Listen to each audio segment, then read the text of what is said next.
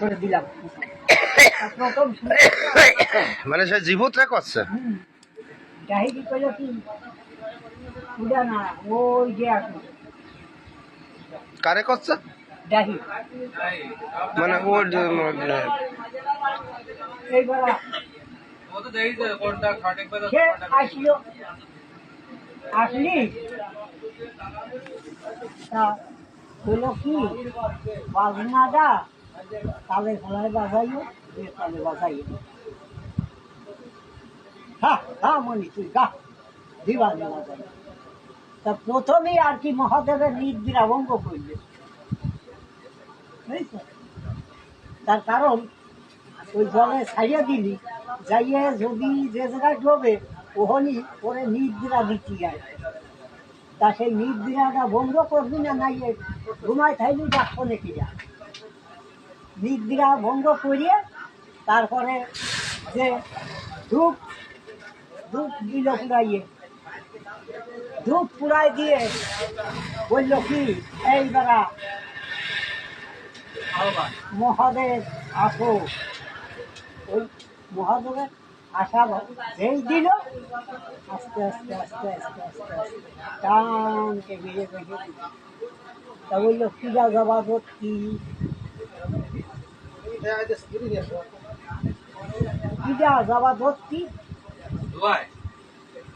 নদীটি নবগঙ্গায় হয় একজন করলো পূজা আমি পারবো আমি পারবালে যদি পারো তাহলে ওই চুলি বসে ডাকলো মহাদেব আসলো পুরী যাইয়ে ডাক দিল আগে আগে আসলি উনি একটু জলে নামিয়ে ওনার গাওটাও গলিয়ে ধুইয়ে আর কি স্যান্ডাল গোসাই করাই নিয়ে এসে দিল তার বাড়ি কার বাড়ি যারা দেখেছিল ওর বাড়ি দিল তা 300 লোকে উঁচুয়ার চেষ্টা হয়েছিল তা কোনো বন্ধু করছে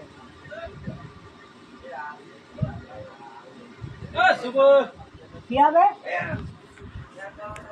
তার কারণ ও তো পাঠশালী সেট হয়ে গেছে তা এই মালিকই বলেছিল তোর ভাগ্য ভালো মহাদেব ঠাকুর দেখা গেছে তোর বাড়ি আইসেও কোন জায়গার ঘটনা রাজাপুর আইসে চেষ্টা করি সে জীবতী কইছিল ওরে জীবুত নাকি যে ব্যক্তি 4 কোরআন বলা জানে সে জীবুত তো জীবত সাজিয়ে আইছে তা তাকে সুযোগ দিছিল তাকে সুযোগে সংযোজন করতে পারে যখন করতে পারল না তারপরে আর কি ওই বালারে বলল কি যাও তার কারণ এরে বাড়ি রেখে এর সেবা যত্ন পাবে না কেউ করতে পারে না জায়গাটা জায়গায় দিয়ে আসবে এমনি দর্শকে একটু দেখতে আইছিল তাই দেখাই দিল নিয়ে যাই আবার ওই সাইডে দিয়ে গাছের ফুলি দিয়ে যেই ধরল হ্যাঁ একেবারে নদীর মাঝখানে গেলি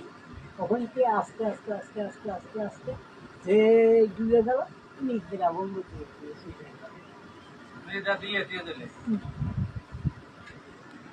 এই কথার পরে